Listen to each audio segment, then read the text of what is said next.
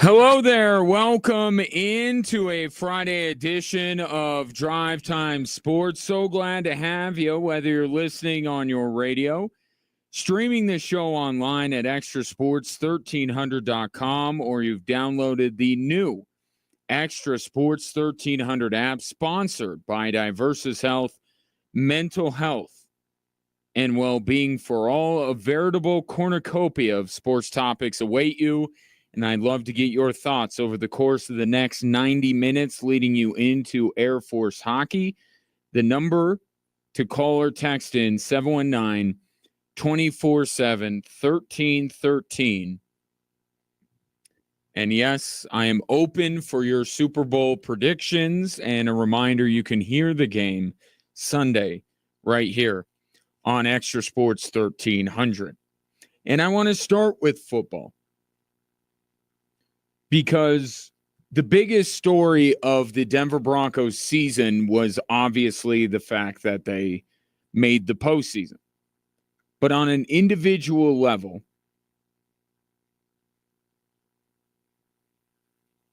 you could argue that winning a defensive player of the year, like Bo Nix and what he was this year, is certainly significant, and it will be the most significant thing going on with the Denver Broncos as we move forward.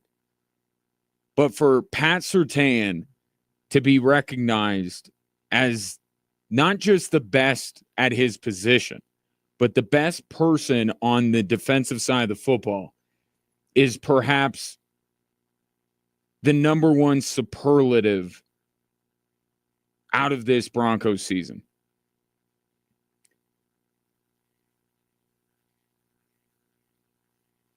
And I have to give the voters a lot of credit here,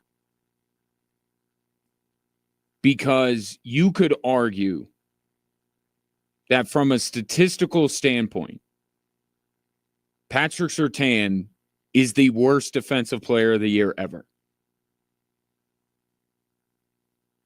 One of the more debated Defensive Player of the Year awards was in 1992. Cortez Kennedy of the Seattle Seahawks won, but a lot of people looked at his numbers and said, how can you vote this guy Defensive Player of the Year? He had 92 tackles, 14 sacks, did not force a fumble, and not surprisingly, given the position he played, he did not have an interception.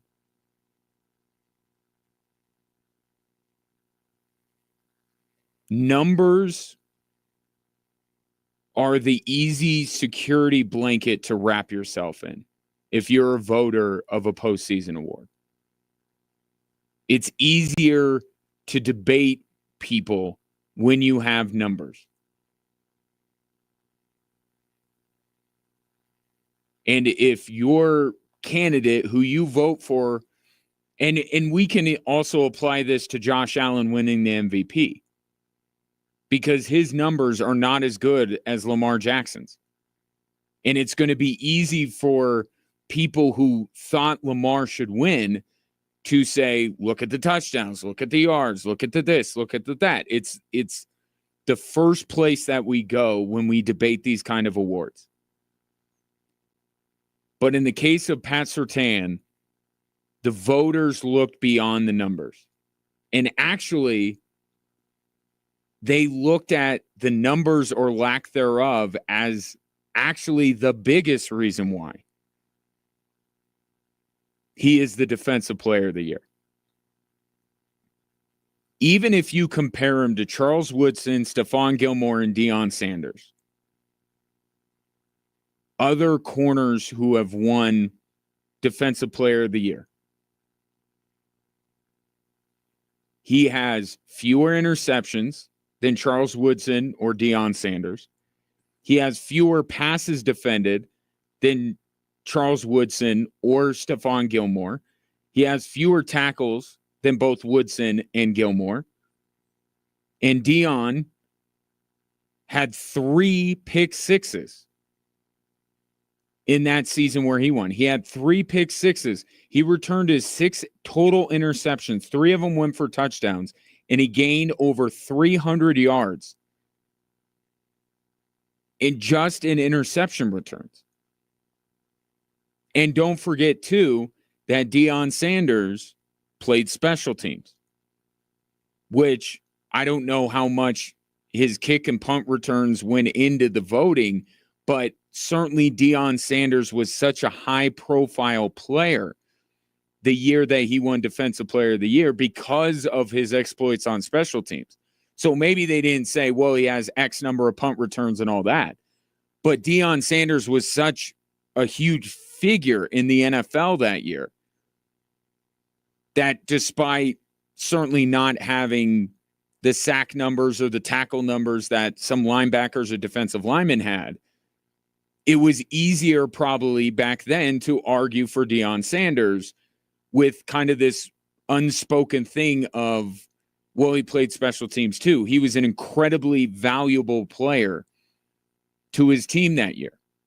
Pat Surtain, even though he's now lobbying to play offense, apparently, doesn't play special teams, doesn't play offense, doesn't do any of that to add to his profile. He is just what he is, a shutdown, top of the league corner.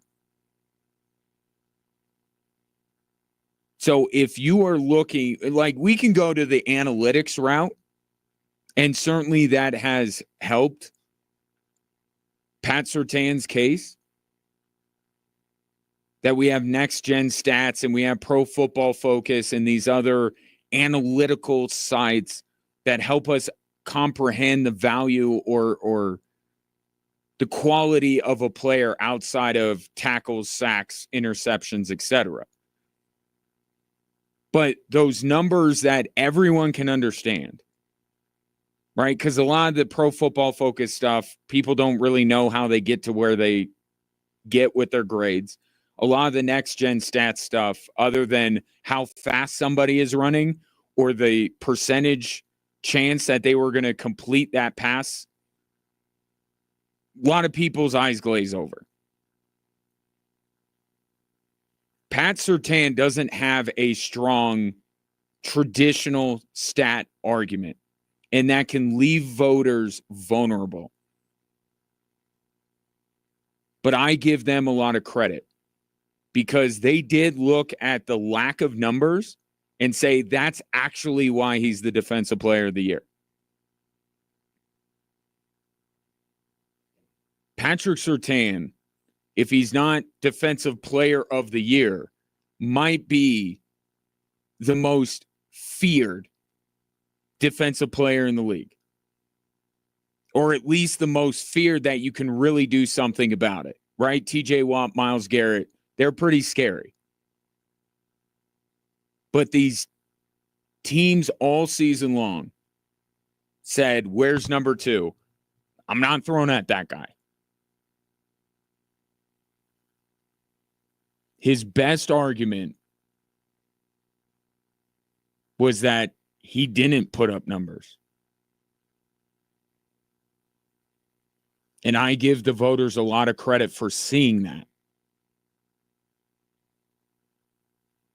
Because it would have been very easy, as they have done many a year, to just go to the sack totals, look at about the top 3 names, see if there's any other stats they can throw in there, a forced fumble or something like that, and say, there's my guy. It would have been very easy for them to vote Trey Hendrickson as the Defensive Player of the Year. And by the way, Trey Hendrickson had a phenomenal year, right? We don't have to do this thing with every award where in order to make the case for our guy, we got to basically say everyone else was garbage. It was not an easy vote. There were a lot of quality candidates, but it would have been the easiest thing for them to do to just go Trey Hendrickson. And when it comes to the MVP, it would have been the easiest thing for them to just go Lamar Jackson. Right? Wrap yourself up in stats because Lamar Jackson had a statistical season that we have really never seen before. And if you look at Josh Allen and you look at Lamar Jackson, Josh Allen, his MVP case mirrors that of the early MVP cases of Nikola Jokic.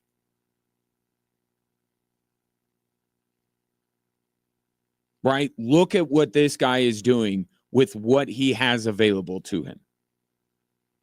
And Lamar Jackson's MVP case is more like recent Nikola Jokic MVPs, because the numbers he's putting up are so insane.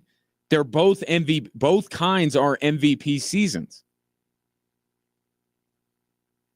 And I don't think there would be a lot of consternation if Lamar Jackson would have won. But I agree with the voters, because when there is someone, and they'll call it the narrative, they'll call it the story, those who wanted Lamar Jackson to win, that matters. It paints a picture.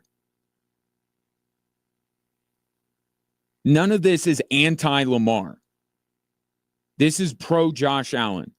Everyone thought that the Buffalo Bills would take a step back this year, that they were not the team that they had been in years past. And what Josh Allen did this year was elevate everyone around him, while, by the way, doing it in an extremely disciplined way. Right? Josh Allen might have gotten the Buffalo Bills to where they were by being the old Josh Allen, where he throws on a Superman cape and trucks over people. And yeah, he's going to throw an interception or two a game, but he's going to make so many other eye-popping plays that the Buffalo Bills still might have won just as many games. It's possible.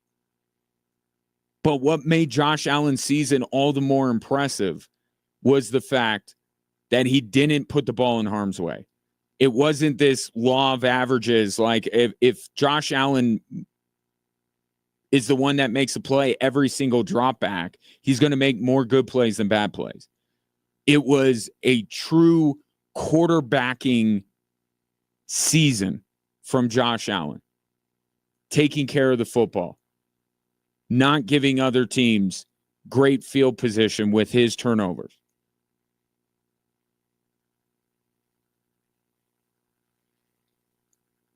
But it would have been very easy for voters to just go, look at Lamar's numbers. Look at Trey Hendrickson's numbers. But they didn't. They looked beyond that. They looked at the value. They looked at some things that are difficult to put on a spreadsheet. The fact that teams flat out avoided Pat Surtain like the plague. And when they did go after him, when they did dare throw it in number two's direction, he made them pay.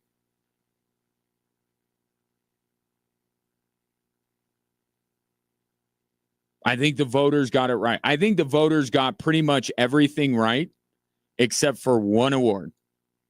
There was one award last night that I thought was absolutely wrong. And that was the comeback player of the year. The fact that Joe Burrow won that over Sam Darnold is laughable. Is absolutely laughable to me.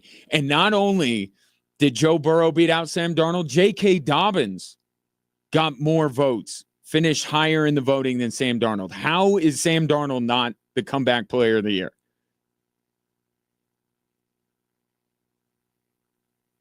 There, the voters got it wrong. There, the voters did the easy thing. Right? Look at Joe Burrow. He was an MVP candidate after he missed a chunk of last season, comeback player of the year. Yeah, well, Sam Darnold was in the MVP conversation for about 13 weeks, 14 weeks of the season, when we had all left him in his career for dead. So that was the one they messed up. But with Josh Allen and with Pat Surtain, they got it right. And it was, I think it's a more difficult case to be made for Josh Allen or Pat Surtain because you can't wrap yourself in numbers. Here's Pat Surtain on winning Defensive Player of the Year. Looking back at it, this is something that I dreamed of. It's something that I couldn't be more thankful about. So I got a lot more work to do, honestly, but this is just a start. This is just the beginning of something special. So 719-247-1313. Take your thoughts on Pat Surtain winning Defensive Player of the Year. Jaden Daniels won Offensive Rookie of the Year, and Sean Payton did not win Coach of the Year, so it went pretty much as I expected. And again, other than the Comeback Player of the Year, I thought they got just about everything right.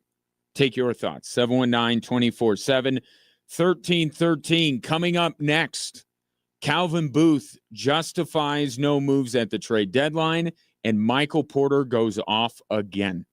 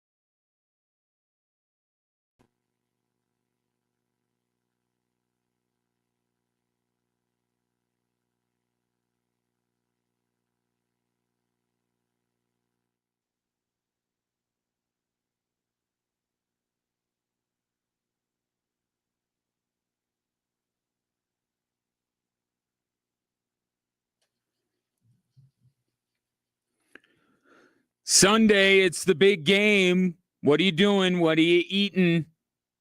How about some wings from Hooters? You could get 50 boneless wings for $79.99 or 50 bone-in wings for $89.99. And if you don't feel like hosting, you can also mosey on in to Hooters of Colorado Springs on Sunday for a chance to win a custom engraved Hooters Colorado Solo Stove. Either way, make sure Hooters is a part of your big game plans. Quite a bit of reaction. More so, not for Pat Surtain, but for Josh Allen winning the MVP, perhaps. That is, I know that's the bigger story overall, but here's some text from the text line at 719-247-1313. From the 719, Josh Allen mirrors Elway. How many times did Elway carry his teams to big games they had no business being in? Allen well-deserved. Without Allen, the Bills are a 6-win team. Which, and this is a little bit easier for Broncos fans to take now that Bo Nix is in a Broncos uniform, right? Maybe it's not the best outcome, but it's all right. They have Bo Nix. It will go down as one of the biggest head scratchers on why John Elway himself did not see that kid from Wyoming and go, that's me. I love me. Broncos did great with me. I'm going to get another me. Now, you remember Josh Allen, the detractors of Josh Allen, and I got to admit his accuracy was a bit of an issue for me. It was.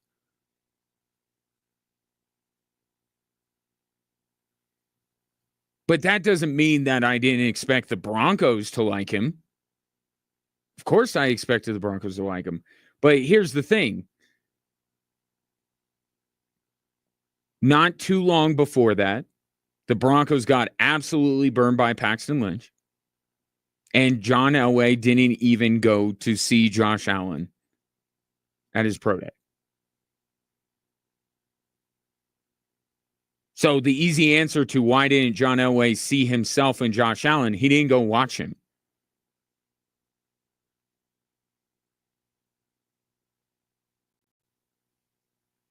But the parallels between the two absolutely are there.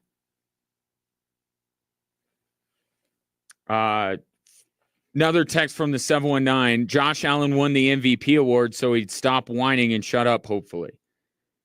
I don't think I've heard Josh Allen complain. Are you talking about Bills fans? Because my hope is that now that Josh Allen won the MVP, can we put aside what happened in the AFC Championship? At least for a few days. So if you're talking about Bills fans, then maybe I'm with you. I really haven't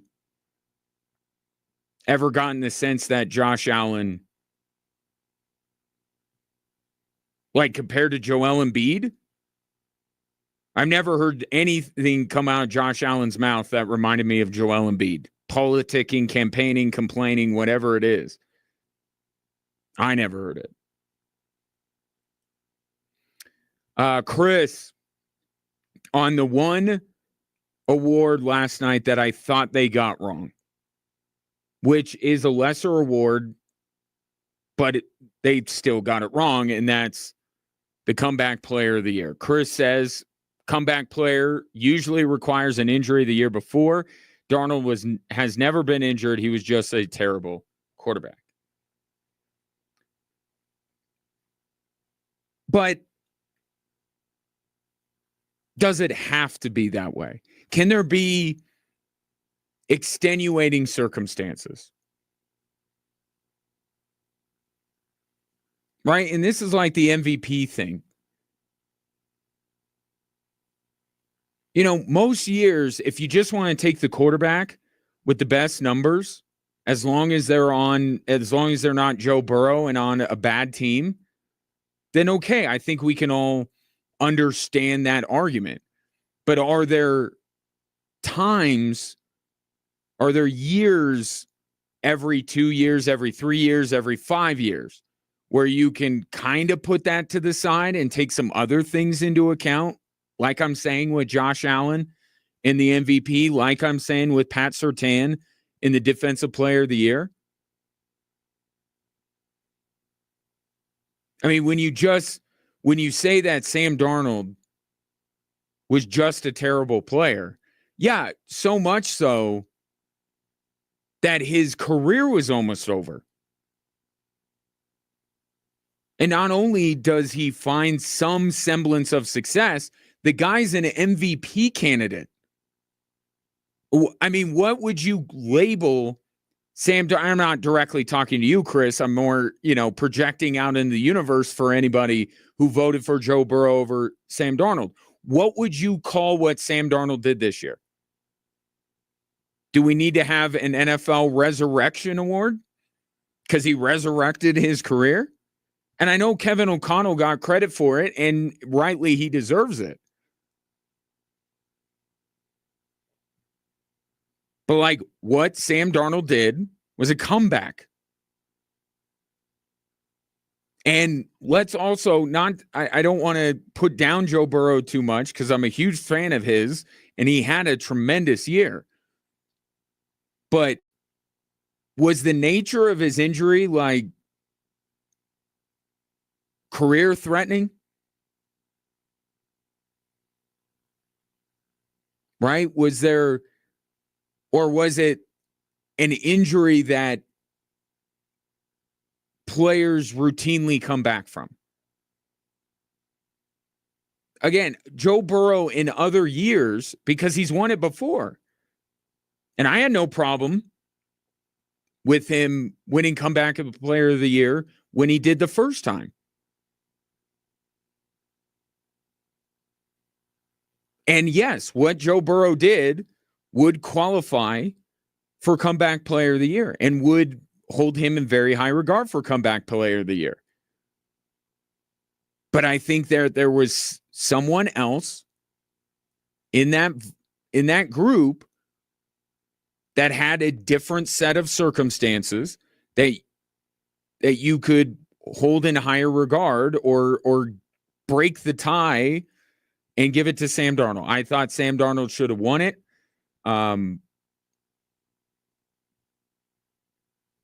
But you're right, Chris. I mean, that's what they normally do. Except didn't DeMar Hamlin not win comeback player of the year last year? Wasn't that a big thing? And he had more than an injury. I don't know. Sometimes some thinking outside the box, maybe even making borderline exceptions, are warranted.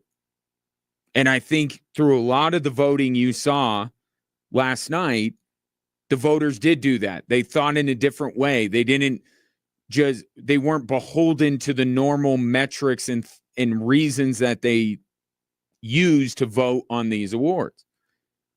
And I think it would have fit perfectly in line with Josh Allen winning the MVP, Pat Surtain winning Defensive Player of the Year, to have Sam Darnold win Comeback Player of the Year. And it would be the year that the voters thought in a different way, in a good way.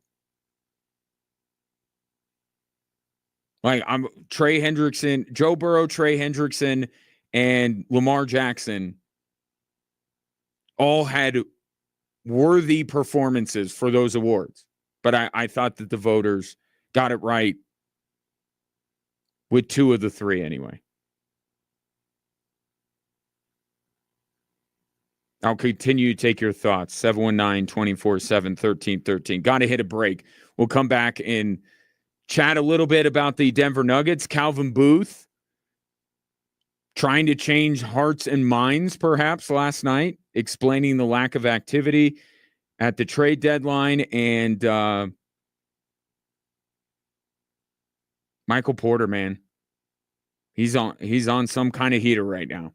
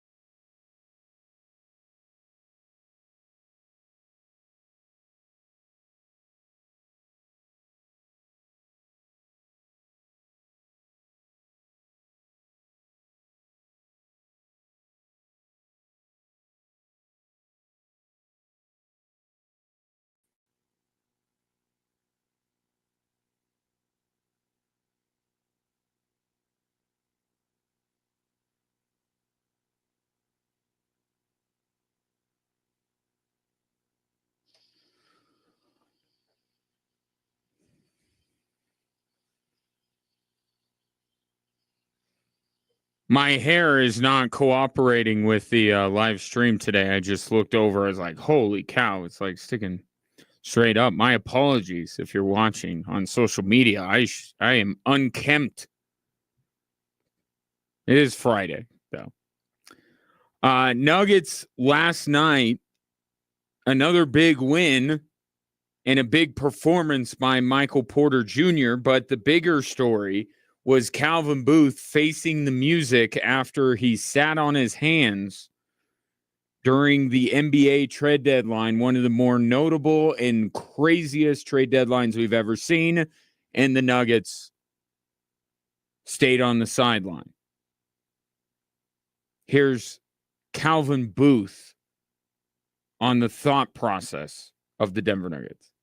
I think from the start of my tenure here, we haven't been the bank. We've been the person going to the bank and asking for a mortgage. So I think we'd like to get out of that cycle, but also we realize that Joker's time is now. And if the opportunity presents itself to use those assets to really improve our team, I think we're close in a couple of things and feeling that way this trade deadline. We're going to do that because you got one time, one career with him here. So what were they potentially cooking up? Obviously, Michael Porter's name was the most popular, bandied about. So what was Booth trying to do that he ultimately failed at? I think we liked everything that was happening in our rotation. So I don't think we weren't close to doing anything with anybody in our rotation. It was going to be, some of the guys are outside of it, like Dario and Zeke, and using some of our draft assets to bolster our lineup as opposed to moving a bigger guy like Mike. And I have to give Calvin Booth this level of credit. He did not shy away from mentioning names. It would have been easy for him to say we weren't trying to trade Michael Porter. That's not, you can drop that name in. That's okay. But to basically say, yeah, we're trying to move Zeke Naji or Dario Saric. And even though Calvin Booth isn't giving off an angry vibe, I think that there's some anger in his words. Zeke Naji is one of his big mistakes in his time as general manager. And Dario Saric is the player that the Nuggets used their flexibility after they let Kentavious Caldwell-Pope walk to acquire. Right? That flexibility, that money they saved was given to Dario Saric. And Dario Saric, the night before the trade deadline, was the only Nugget player who did not see the court. So I think Calvin Booth, it won't help his future bargaining power. I think he's basically calling those two guys out. Those two guys we feel are expendable, that they are of little value to us. The problem is, guys, they were of little value to others. And I have to give Calvin Booth that level of credit that he was willing to name names, even though if he didn't, we know who he would be talking about. But I want to go back, and by the way, that's the right thought process from Calvin Booth. There was no realistic trade out there in which they would be able to give up Michael Porter Jr. and be better.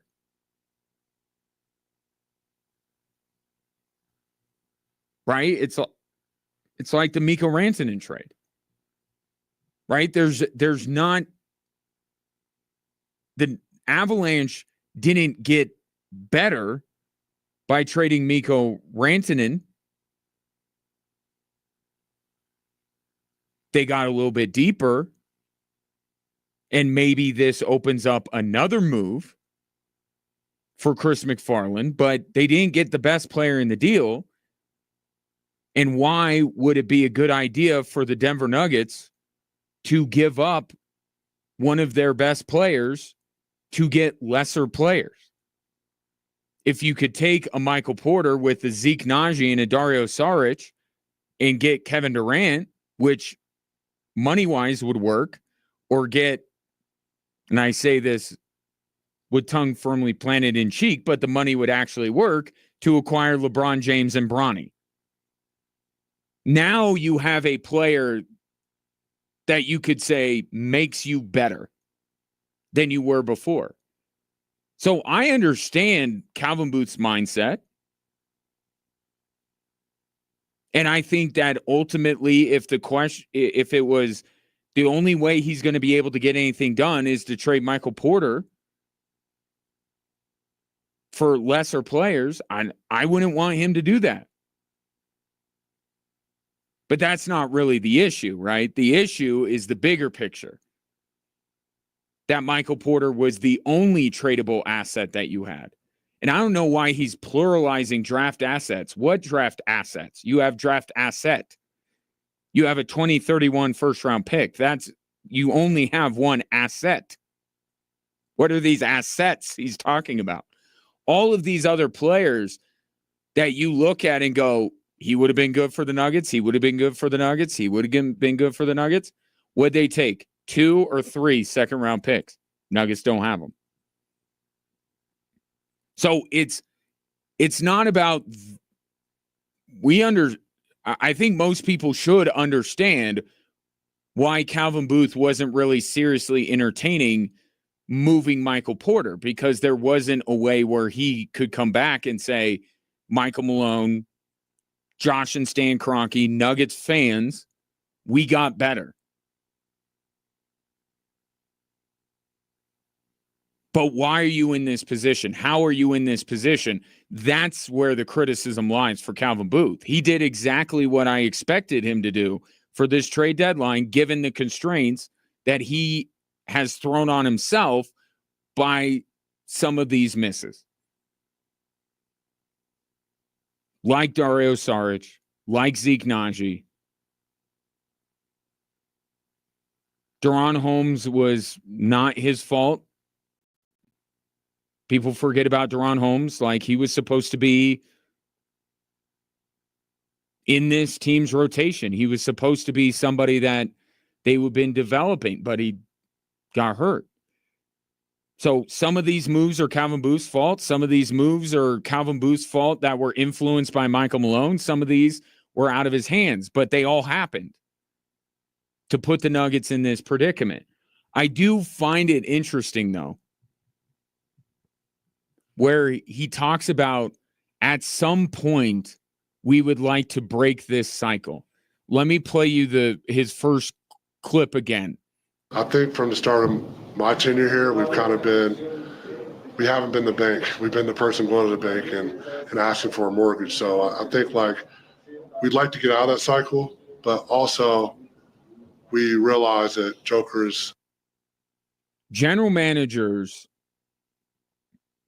are like, well, you know this in your own life. Do you play fantasy sports? Do you play Madden or NBA 2K? Do you like to just get your team together and not do anything the rest of the season? Right? Draft your team and then you're never trying to make a trade? You're never picking up off the waiver wire? If you play sports video games now, or you used to, did you just play exhibition mode the whole time, or did you play a season and never trade anybody? Of course not. General managers in sports are the same way. They want to tinker. They want to move guys around. They want to do things. So not having the ability to do anything is frustrating to somebody in Calvin Booth's position. He wants that flexibility. And I think ultimately that's why the Kroenkes, I think as of now, will probably extend him, because what Calvin Booth wants is what ownership wants, and that's not going over that second apron. Calvin Booth wants to stay under it so he can make a bunch of other moves. Right? Because inactivity can get you fired. And it's just general managers by nature want to tinker, want to be able to actually make calls with realistic trade deals instead of him either telling, no, we're not trading Porter, click, or calling up other teams and saying you want Zeke Naji or Dario Saric, and then hearing click on the other end.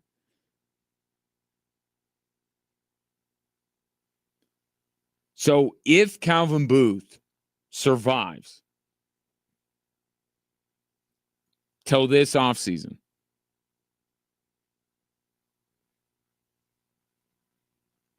will he look to break this cycle?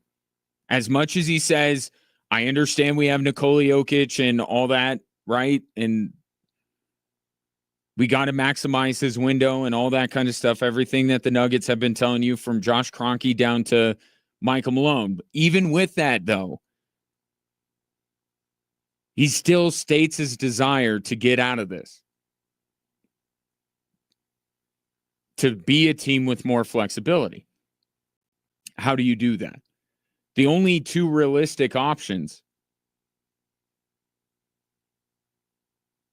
are to either trade Jamal Murray or Michael Porter Jr. Because Aaron Gordon, they'd be insane to do it, and I'm not even talking about the other guy. It'd just be a waste of oxygen. It's either moving Murray or Porter, which makes what's going on recently very interesting. Because Michael Porter is having himself maybe the best week of his career. Has those two big scoring nights, tied his career high with 39 against New Orleans. One night scores 36, another night. Last night he has 30.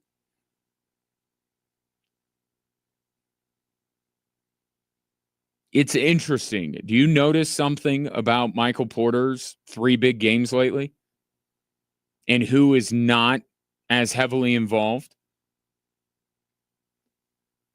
The 36-point game against New Orleans on Monday, Jamal Murray had 20 points. Pretty good.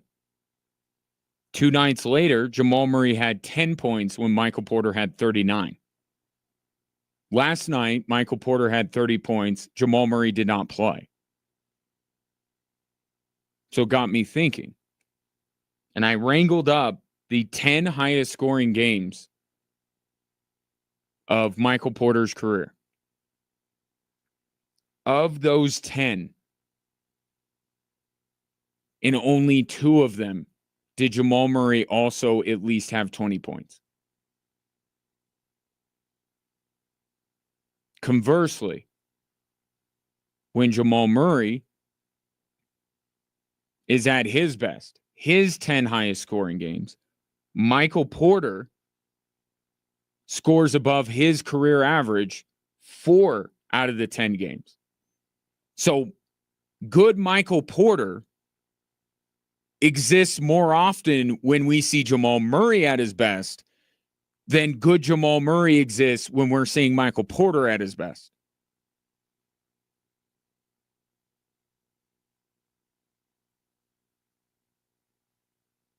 And when you watch Michael Porter in games like last night or games like a couple of nights ago, it almost sneaks up on you. Michael Porter, big scoring night. Right? When Jamal Murray has his huge games, you are very aware. You're counting every point. When you get the sense that Jamal Murray's feeling it, now you're acutely aware of everything that he does. With Michael Porter, it seems so natural. So much so that you don't even really think about, wow, Michael Porter's having a massive night, because Michael Porter fits the Nuggets offense, right? It's everything is in the flow of it. Whereas when Jamal Murray, a lot of games where he has at his best, it's a lot more ISO ball than people think. It's a lot more hero ball. It's Jamal Murray dribbling down the court and clearing everybody else out and going to work. It's an amazing thing to see. But when Jamal Murray is doing his thing and going off, it does kind of come at the expense of everybody else on the court. When Michael Porter is having his big games, that's not the case. Right? It feels like it's in the flow. But ironically, Jamal Murray can't really function within that, it seems like at times.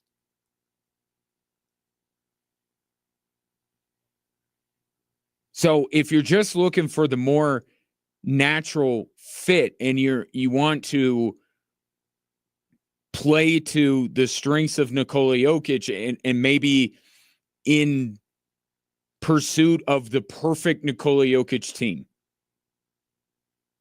the player that fits that better is Michael Porter.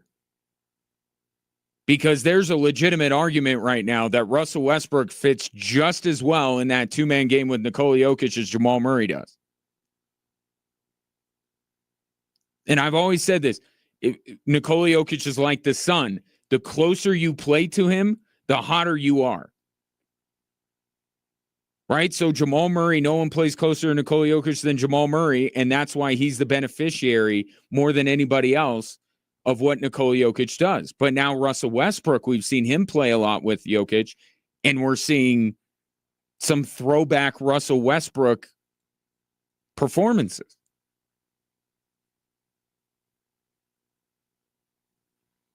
So if you're looking about system or fit, and if you're weighing these two guys, you probably side with Porter. And I think Calvin Booth is in that mindset. I think he really likes Michael Porter.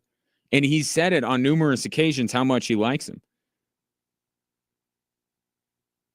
But here's the flip side of it. Michael Porter's best nights, we have yet to see him get to 40. Jamal Murray's 10 highest scoring games of his career are all 40-plus points. So the system fit would more be Michael Porter. The smoother fit is Michael Porter. But the ceiling for this team, the greatness of this team, is really based on Jamal Murray having his best games. And that's what we're all banking on, right? Or that's what we're all looking forward to. That's what's going to ultimately decide everything. If playoff Jamal shows up and he adds to this list I have in front of me of some of his best performances ever, we'll see how Michael Porter fits in. But if he adds to it, I think Calvin Booth gets extended. And I think the Nuggets run back their core four. If Jamal Murray doesn't morph into playoff Murray, he doesn't add to this list. Either Calvin Booth will be extended to be able to move on from Jamal Murray, or Calvin Booth will be fired as the scapegoat for a season where the Nuggets failed to reach expectation level. 719-247-1313. Coming up at 4:30, our coverage of Air Force hockey, so that gives us just a half an hour together. How about Sunday?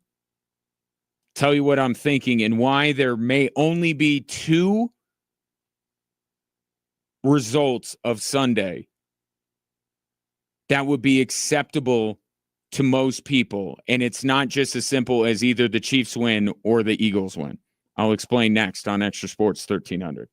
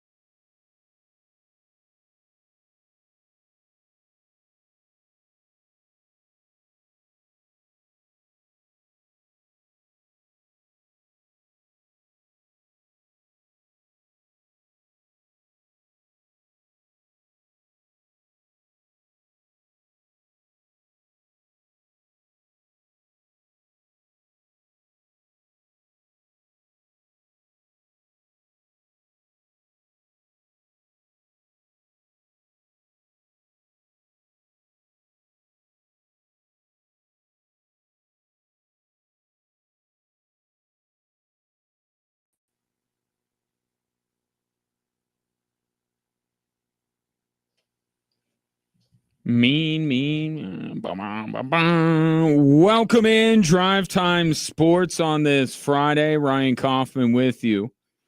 Coming up at the bottom of the hour, Air Force hockey against Canisius. Live from the home of your new NFL MVP, Josh Allen. And just a viewing tip for Sunday's Super Bowl. You may notice a new ad campaign from the University of Wyoming that has something to do with the new NFL MVP. Saw it a little bit earlier. Really cool. So you may see that. Also look out for the Mountain Dew ad with Seal, the singer. Beyond that, all I have are thoughts on the game itself. I know 2 commercials, everything else. I think Matthew McConaughey is going to be in one. I don't know.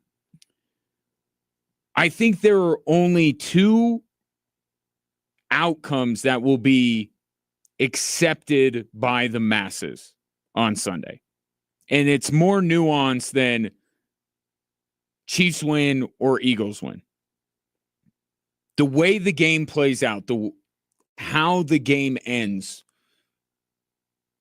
is what I'm talking about. I think there are only 2 outcomes that will be widely accepted by people. One, if Kansas City blows out Philadelphia, right? If Kansas City just flexes their muscle and was playing possum this whole time with these 1-score games, and they go into the biggest game of the year with all the talk around them, and they just blow out the Philadelphia Eagles. I'm not saying people will like it necessarily, but it will be accepted. Like, okay, the Chiefs are really good still, right? There's this perception that the Chiefs are lesser than, and the Eagles, and while I would agree the Eagles roster top to bottom is better, there's this idea that the Eagles are so much better than Kansas City. They're getting lucky. They're getting bailed out, all of this kind of stuff. So option A is Kansas City's got to blow out Philadelphia. Acceptable outcome B.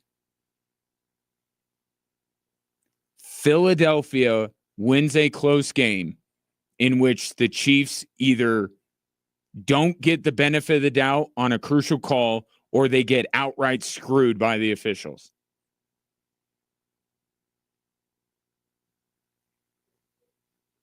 Because that would say, see, what happens when the Chiefs don't get the benefit of the doubt?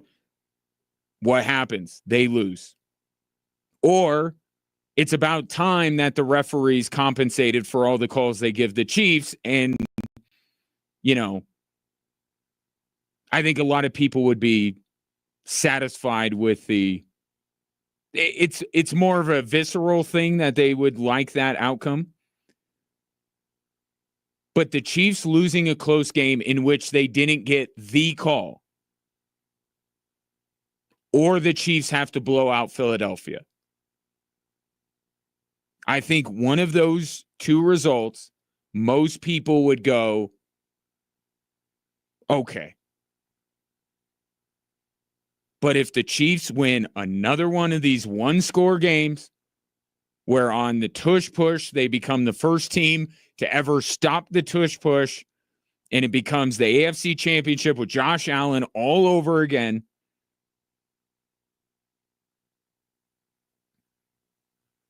or Travis Kelce gets a bit of separation from C.J. Gardner-Johnson, and C.J. Gardner-Johnson just maybe a slight little touch of the jersey, and here comes the flag.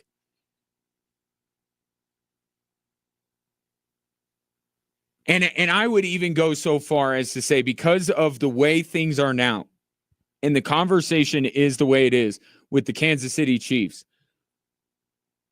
even if there's not a call or the call like the Josh Allen 4th down play, if the Chiefs win a close game, you will see your social media timeline flooded with people saying, look at this. Look at this play with 12 minutes to go in the 3rd quarter. That was a crucial play. And look, Jawan Taylor started early, right? That will be an easy place for people to go. Look, he should have been whistled for false start. Or look at this hold that Joe Tooney had on Jalen. Well, I guess they're not lining up. Caliendo had on Jalen Carter. Even though in live time, we may not notice it, and Tom Brady might not even notice it, it will be found after the fact, and people will point to it. If the Kansas City Chiefs win a close game, there will be unrest. People will call into question the legitimacy of the Kansas City Chiefs three-peat. We will have another week of screaming at each other about the NFL being rigged or not being rigged, or the Chiefs getting all the calls or getting the right amount of calls, and we're going to trade all these facts and figures like we've been doing for like the last month, it seems like.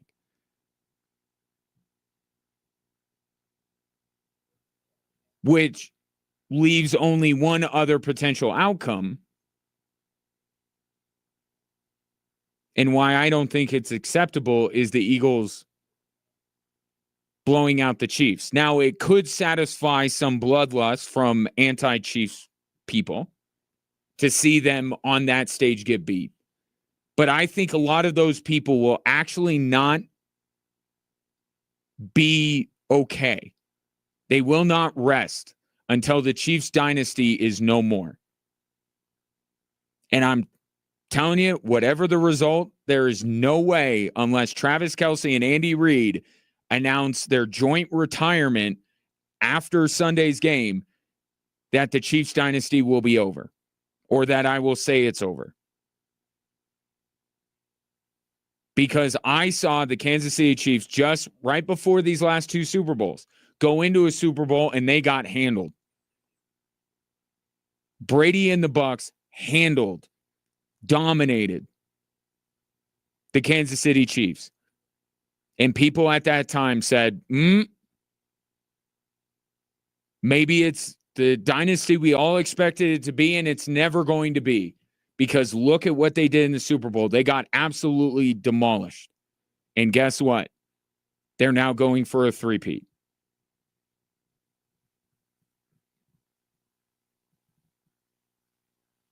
So while the Eagles blowing out the Kansas City Chiefs would make some people very happy, it would not spell the end of the Chiefs dynasty, which is what a fair amount of people are after. And the Chiefs aren't, obviously their circumstances are a bit unique given the conversation we're having. We have similar conversations, but not with the fever pitch that's behind it with New England and in other sports like the Golden State Warriors or the Chicago Bulls.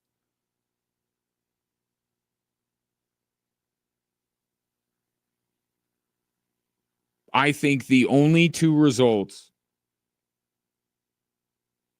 that will really satisfy the most people is if the Chiefs win a game that the referees they weren't even needed that day. Right? Kansas City just beat down the Eagles so badly that it would 1 call, 3 calls, 5 calls would not have made a difference. Kansas City just so much better than Philadelphia. Or the Chiefs don't get the call and the Eagles win. Because it would back up the people who are saying it's fraudulent. It would be bad for the NFL's rigged crowd, although they would inevitably say, see, we called them out and they changed their plan. Right? That's the thing about conspiracy theories and of the like, is that you can easily change it. See, I exposed it and they corrected because they know we're all watching, which was, I thought, supposed to be the situation in the AFC Championship, and yet we saw what happened. I'm telling you, those are the only two possible results that the vast majority of people watching will accept. The Chiefs either got to blow out Philadelphia and prove beyond the shadow of a doubt that referees have nothing to do with it, or they got to have the call not go their way and lead to an Eagles win so people can say, see? Or else we're just going to keep arguing. Nothing will be settled. And maybe nothing will be settled anyway, now that I'm thinking about it. Because we debate stuff to the end of time, right? But I think those two possible results will leave very little room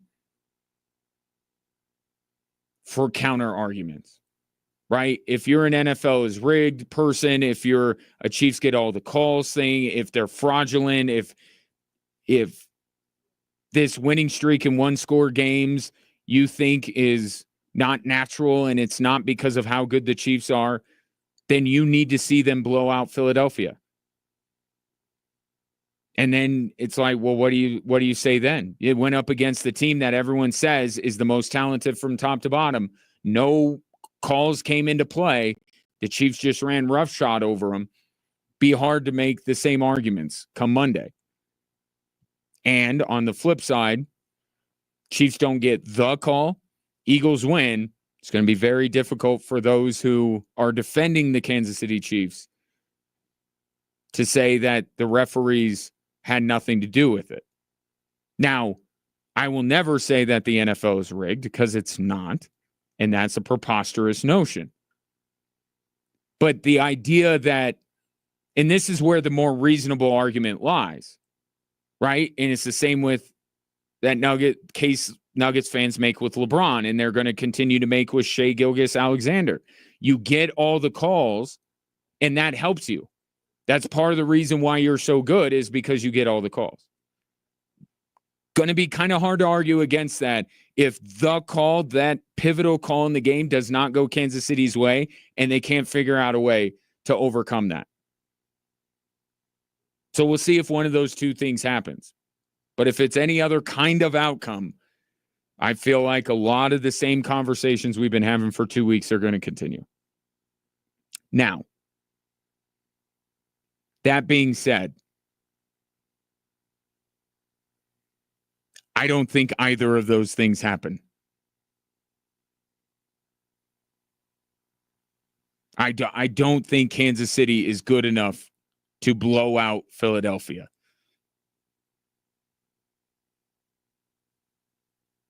And to predict that there's going to be a call on third or fourth down that will not go the Chiefs' way, that will tip the scales in the Eagles, I mean, that would be threading the needle thread of all time.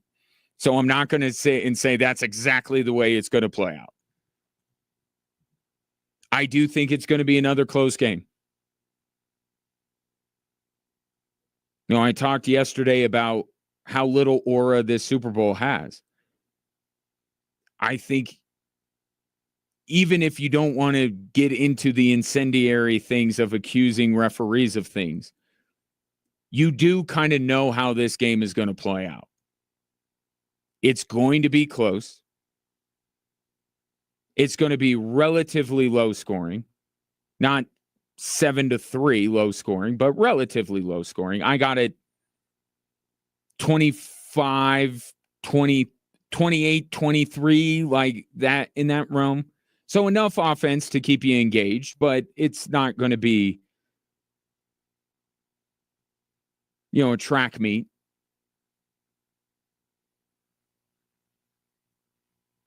And it's going to come down to either Chris Jones making a play or Jalen Carter making the play. Because the game will be in the balance when a team has the ball last, and which one of these two outstanding players, Jalen Carter, the hero of the Rams game, Chris Jones, the hero of many a situation like that throughout his Chiefs career, who's going to be asked to make that one play to stop the Eagles offense or to stop Patrick Mahomes?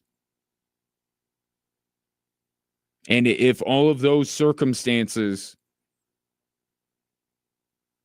come into play, I'm not betting against Kansas City. If you're telling me to trust Chris Jones over Jalen Carter, yeah, I can do that. I'll take Chris Jones over Jalen Carter. I'll take Andy Reid over Vic Fangio. I will sure as heck take Steve Spagnuolo over Kellen Moore. I'll take Mahomes over Jalen Hurts.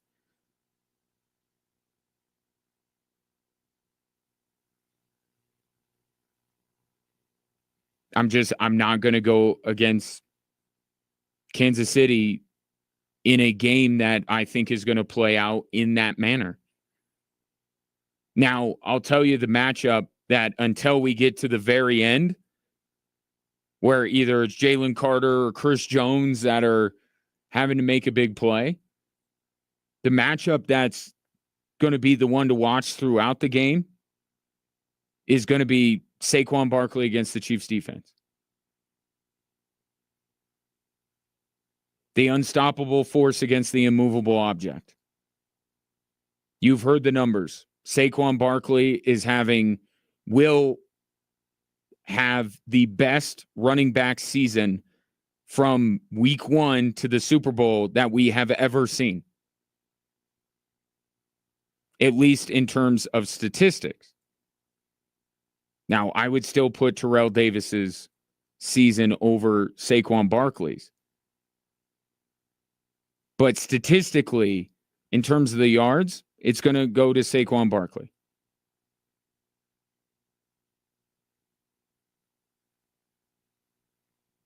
But he can do that within a couple of carries. Is he going to go 100, 115 yards? What's his over-under? 113 for going up against a Chiefs team that hasn't allowed a 100-yard rusher in I don't know how long? That's going to be the matchup that ultimately sets up who's in control of this football game. Saquon versus the Chiefs defense. And I think that the Chiefs defense wins that enough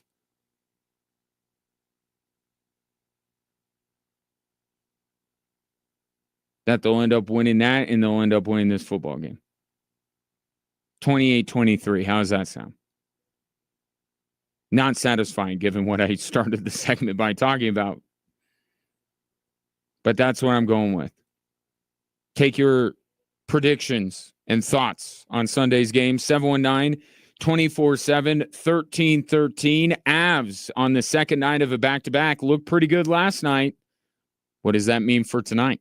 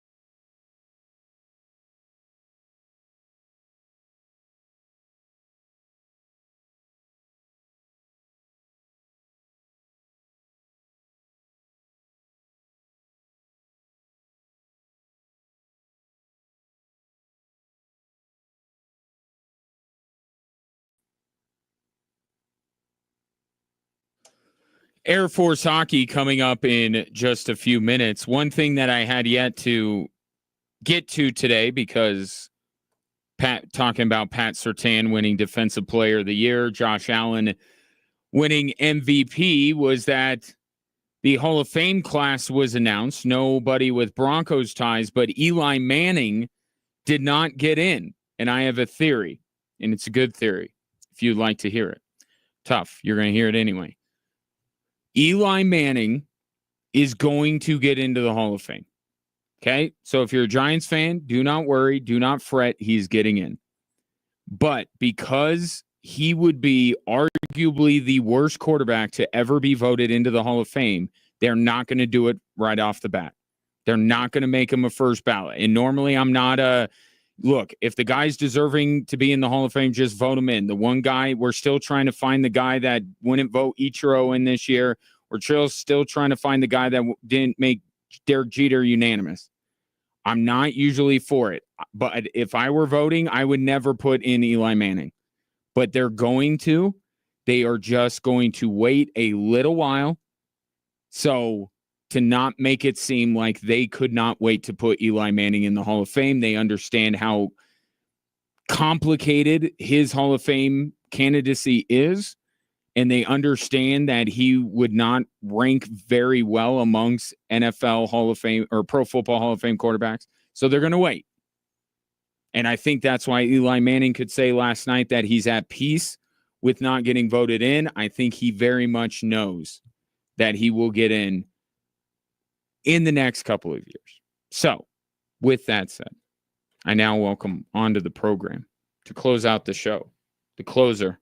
I know that you don't like this. You would rather I say Edwin Diaz, but I'm going to call you Mariano Rivera to reflect your superlative talent, Jeff Haber. What was Rivera a 100% first ballot? He was. It was Jeets who was not. Right. And we're still trying to hunt that guy down. Are you a Giants guy?